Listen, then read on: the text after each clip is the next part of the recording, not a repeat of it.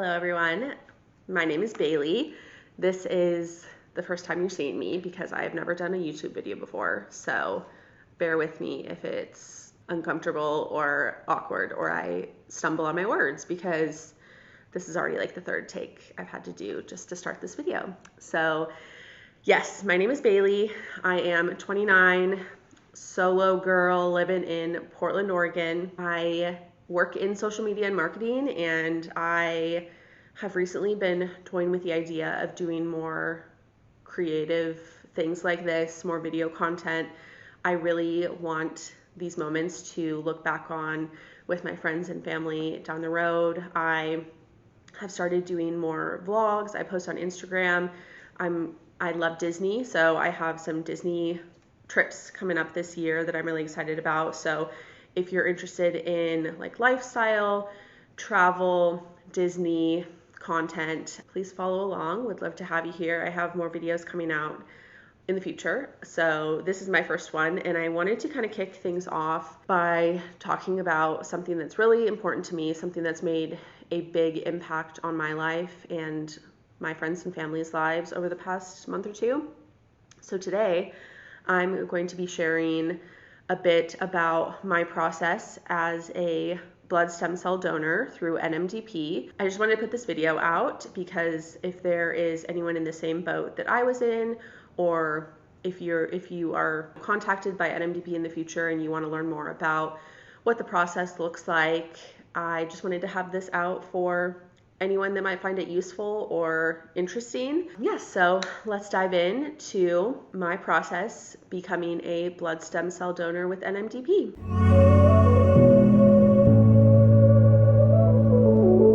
Let me give you a little preface around what NMDP actually is, what they do, and how you can get involved if you're interested. So NMDP is the National Marrow Donor Program. They were previously called Be the Match. So you may be more familiar with their previous name, but basically they are a nonprofit organization that helps cure blood cancers and connects people who are dealing with blood cancer with healthy donors that can then donate their healthy stem cells to give the recipient a transplant and hopefully cure their cancer. So by blood cancer, bone marrow cancer, there are so many different types, but the ones that come to mind that many people would probably know would be like leukemia, different forms of leukemia or lymphoma. Basically, NMDP has a registry of people who signed up. It's free, very easy. All you do is swab your cheek and you can mail it back. So they send you a kit in the mail, you swab your cheek, you mail it back, and you're on the registry. So what that means is if there is somebody who is dealing or battling with a type of cancer that could use a blood stem cell transplant, if they are found out to be a match to you, then you would be their donor. And that is not based on, which many people think it is not based on your blood type, because when you're signing up for the registry, you don't donate blood right then. So it's based on HLA markers, which are different markers within your tissue and DNA makeup. So the closer match you have, or the closer match that a cancer patient has to a potential donor, the better chance that they will survive and that the transplant will take. So yes, based on tissue match, not a blood match. So that's a little bit of the history, kind of backstory. So, and of course, if you have any other questions, leave any comments along the way or connect with me on Instagram. Like I said, I love talking about this experience and the work that NMDP is doing. So any questions you have, please let me know. I'm not an expert by any means, but going through my own experience, I think gave me some really good insight. So yes, that's a little bit about overall what NMDP is and does.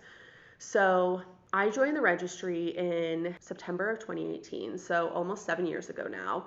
And I just joined on a whim. I don't think there was I don't recall anything like major like happening, or I think I just kind of came across it and I was like, that looks interesting. Like if there's any chance for me to ever be a match for somebody, very cool. Why not? Why not do what I can to help somebody else?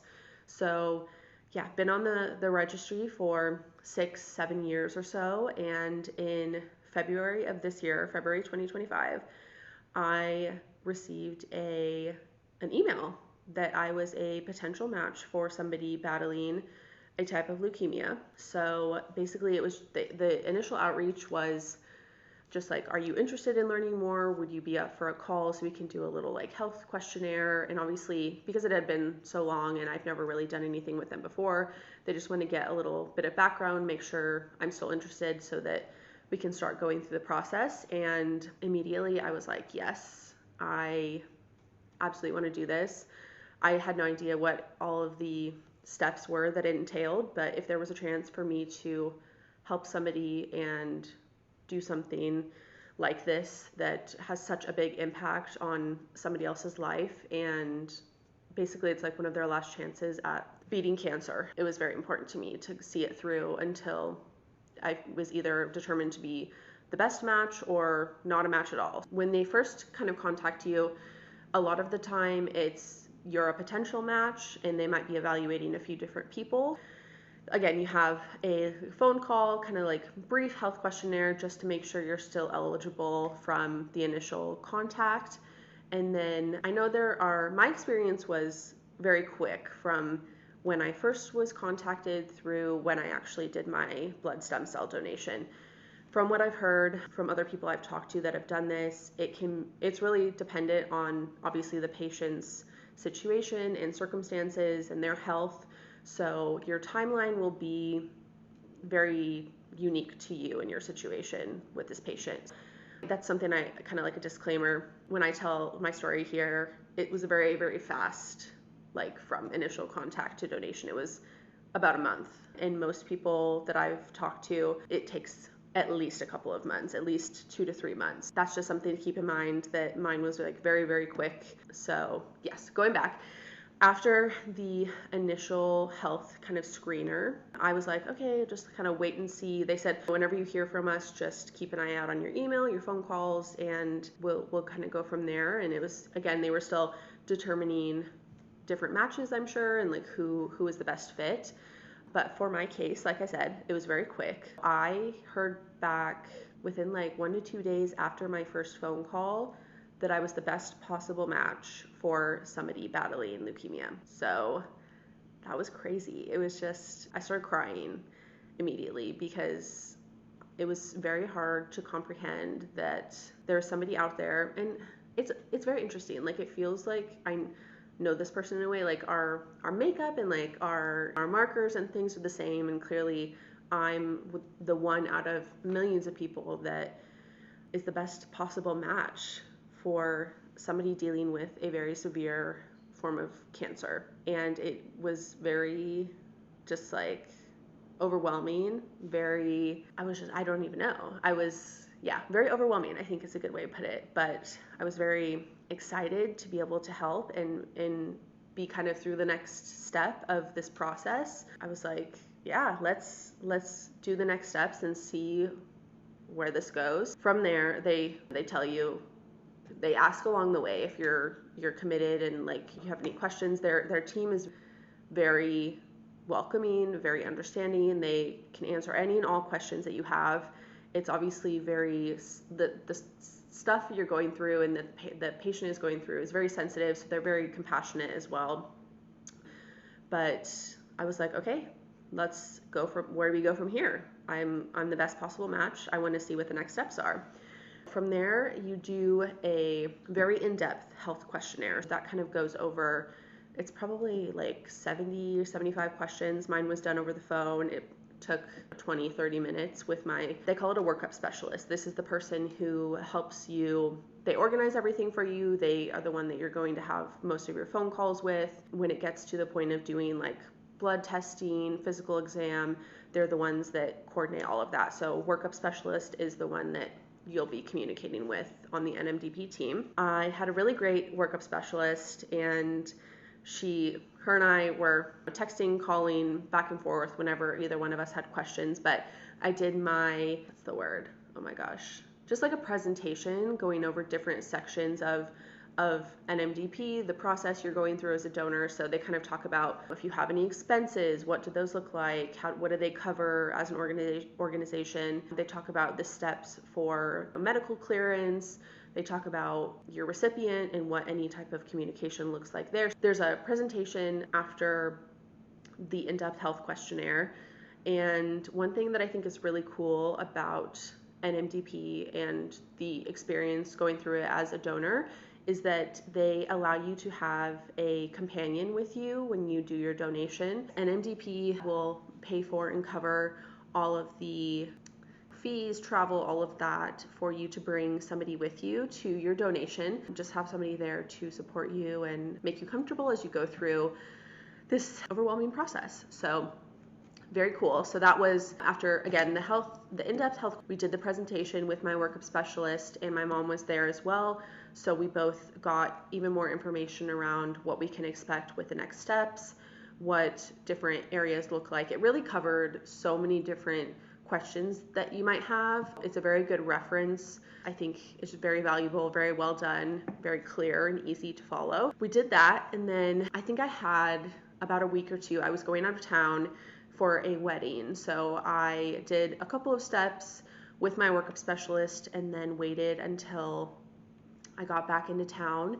And that week, what did I do? I did a blood draw first, which was so crazy. I'm going to insert a picture. So if blood is not your thing, fast forward. But this is the amount of vials that I had drawn. So this is, like I said, DNA or HLA markers are what kind of automatically qualify you as a match or potential match. And then looking at your blood, they just want to check different infectious diseases. They want to check your levels, make sure that everything is looking good and that you're just in general healthy and healthy enough to go through with the donation. Obviously, every situation, every person is different. So they walk you through all of that depending on your own health and your history as well. So I don't have a lot of health problems, knock on wood. I do get really anxious, and I do actually have a little bit of high blood pressure. I don't take anything for it, but that was one thing that I was a little bit nervous about going into the next step after the blood draw, which was my physical exam. And again, this is to make sure that you're just healthy, you're in good shape for doing the whole process of donation. I'm going to get to soon what that actually means in like preparation for the donations.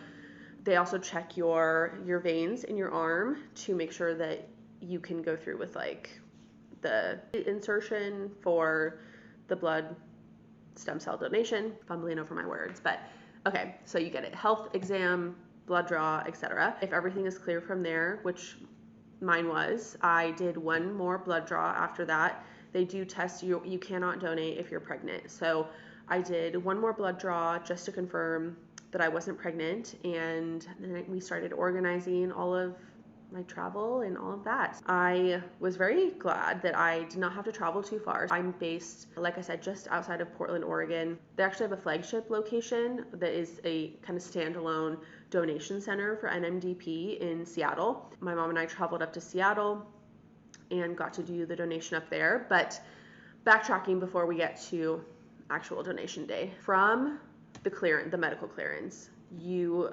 have to do 5 days of injections, which boost your blood stem cell count. And this is what so your blood stem cells are made within your bone marrow or within your bones, and that is where like your healthy cells are developed. And on my first day was a Thursday. Thursday morning, I went into a medical clinic, and again, NMDP, your workup specialist, will organize all of this for you. I was just like wound up. It was just like, I feel like there's so much riding on this experience that I wanted everything to go well. I just wanted to make sure that I was all good and getting through to the end goal, which was the donation. So all was fine, which was very nice, and it was much more comfortable for me to do the injections at home. And my nurse was so nice. He came here every morning at like 8 o'clock, 8:30, and things were like better day after day. Some side effects they do, again, like in that the presentation I was mentioning, they talk about any side effects possibly that you can have with the filgrastim shots. So I was very glad that I didn't have crazy side effects. Many of the common side effects are bone pain, so obviously like your bones are overworking to produce stem cells, and it's just like sore bones, achy bones, headache, nausea, fatigue, like those are kind of the big ones.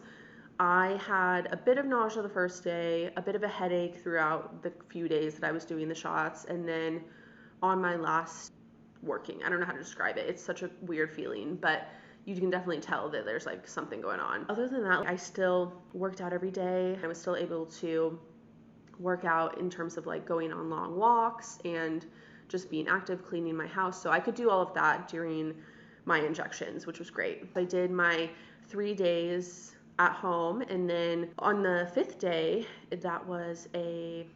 so I did my donation on a Monday. My mom and I had traveled up to Seattle on Sunday afternoon, so we got settled, had like the hotel and everything was wonderful. It was in the South Lake Union area of Seattle. We got to walk around, which was really nice. And then Monday morning was my donation day, and I had to be at the NMDP center bright and early, 7 o'clock, and I got my last 3 shots there before I started my donation.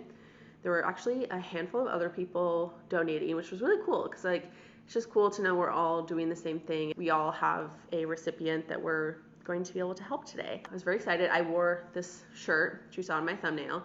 It's a beautiful day to donate, one stem cell at a time. Everyone at the center loved my shirt. I got it on Etsy. But yeah, my mom and I got there bright and early, got my shots done, and then we had some breakfast and I got all hooked up. It was a little tricky. I guess my veins were not as good as the physical had said that they were. Like my veins were giving the nurse a little trouble. It took a little bit of time for me to get all hooked up, but basically you have one IV in one arm that takes your blood out. This is a really cool process. It's called apheresis. So this is the entire process of what the actual donation looks like. So unless you're doing, and this is for, oh my gosh, there's so much information. I hope this is making sense and is coherent because I feel like I'm like all over the place. But the process I did was PBSC. This is peripheral blood stem cell donation. So this is like what I said, it's in your blood. It's not like I'm not going under the knife, not under anesthesia.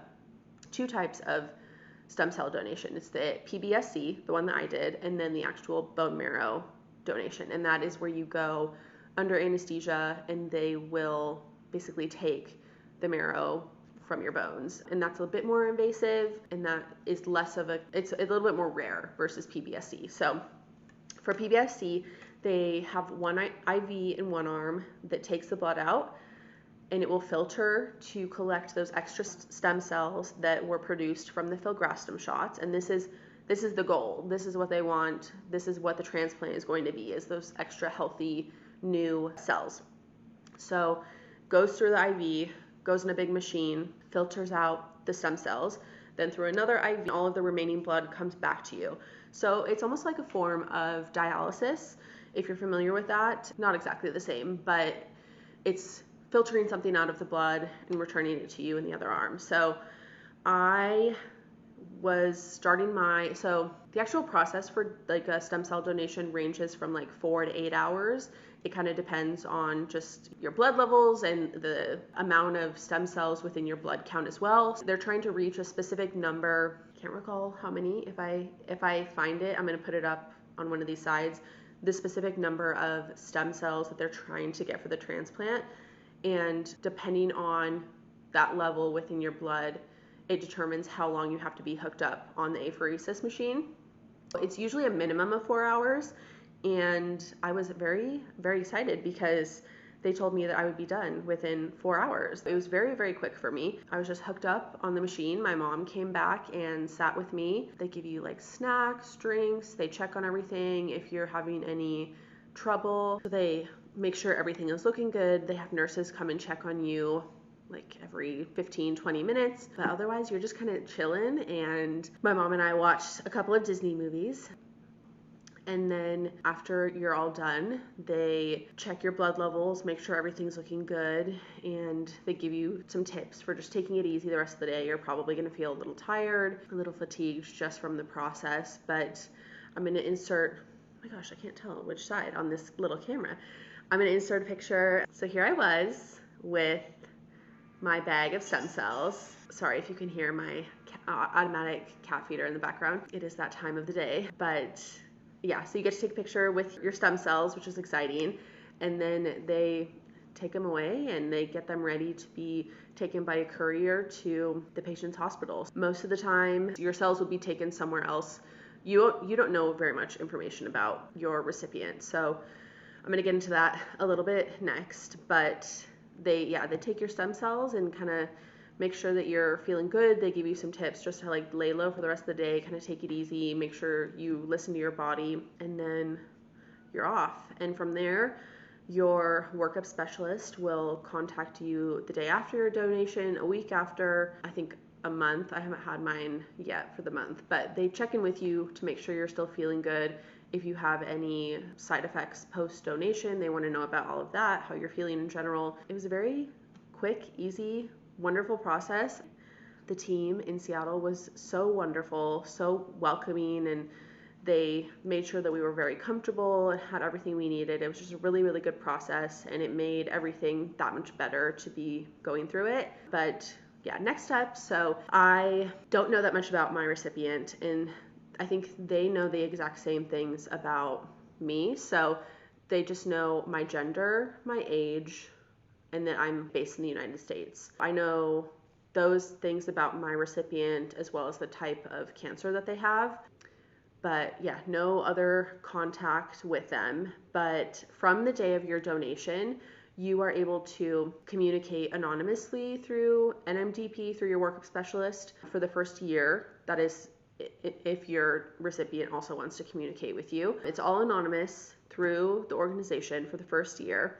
And then after a year, if you and your recipient decide that you want to exchange contact information, NMDP will do that and give you their info. But for me, and it really depends on like how you feel about the situation and your own experience. If you want to even have any communication at all, for me, my process was very fast.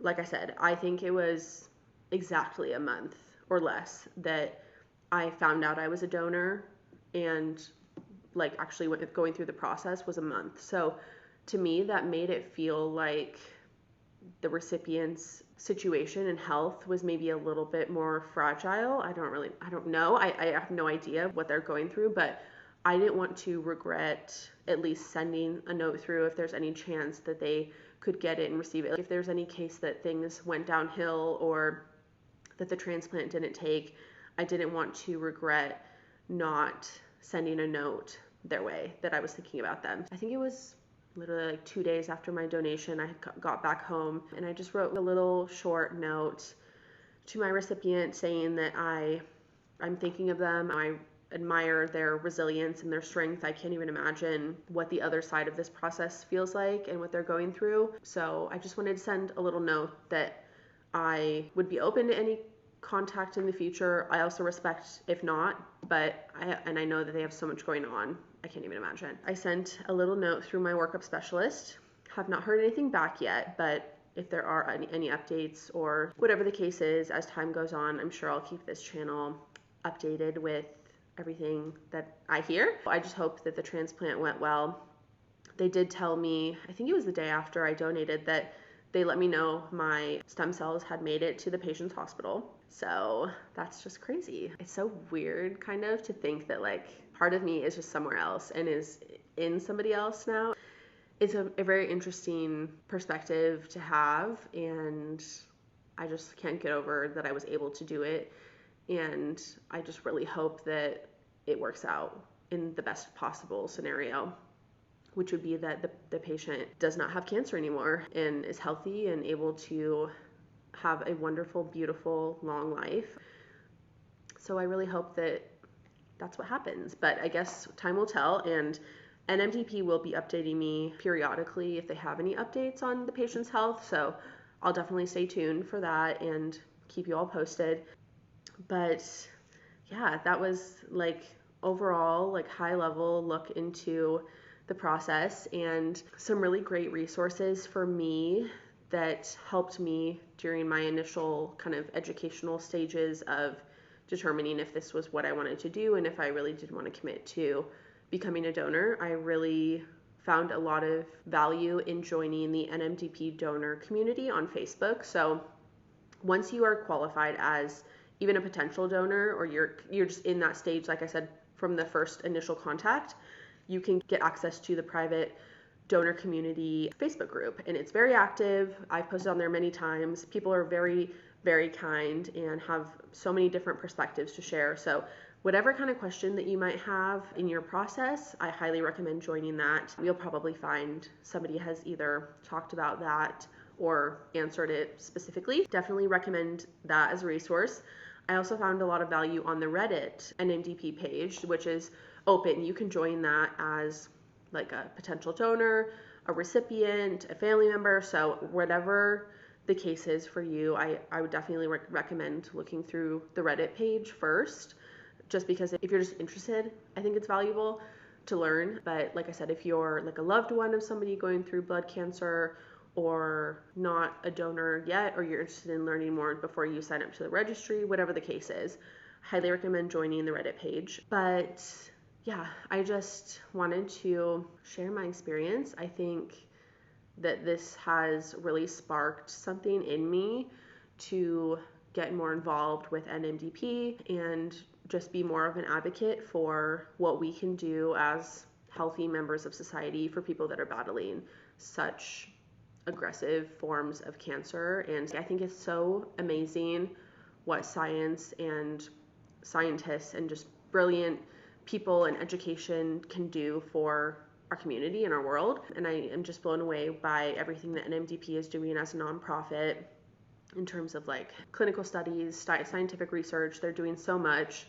They work with other amazing universities, organizations. So I highly recommend checking them out. But I'm very excited to be getting involved as a volunteer in Oregon. I will be supporting NMDP's team here with swab events. We'll be going to different events around Oregon, going to different universities to get people on the registry. To join the registry, you do need to be between 18 and 40 years old, I believe. Very easy, very quick. It's free. You can request a kit online to join, and you'll be on the registry, and they'll contact you if it turns out 6 months from now, a year from now, 5 years from now, you could be a match for somebody. You never know.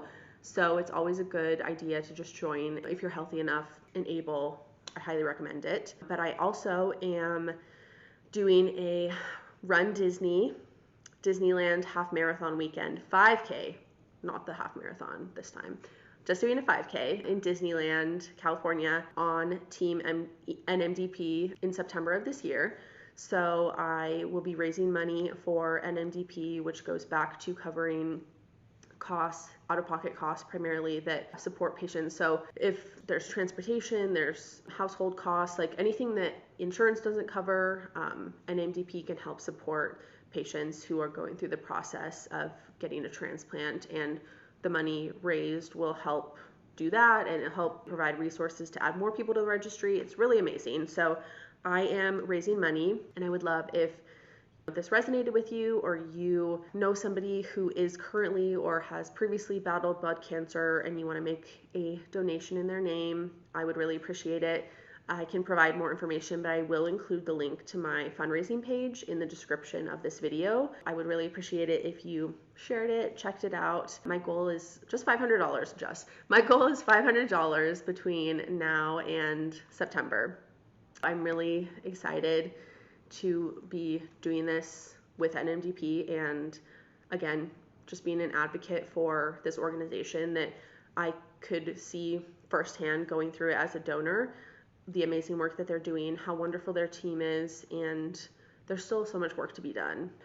The more that we can draw more awareness, add people to the registry, support the work that they're doing so that NMDP can keep doing it is amazing. I would appreciate any involvement or support, but I'm going to keep this, well, relatively short and sweet. Of course, I'm sure I missed something specifically within my video that I wanted to talk about, but if I have any updates in the future regarding what I'm doing with NMDP as a volunteer, any future fundraisers I do, or any information regarding my recipient and if we can have any relationship in the future, I don't know, but I just hope that they're doing well and healthy. That's really all that matters. But of course, if I have any updates, I will keep you all posted. And like I said, stay tuned for more content. If you found me or anything I talked about interesting, I would love to have you join my little community. Yeah, I'm going to wrap it up, but thank you so much for watching and tuning in. And yeah, thank you. All right.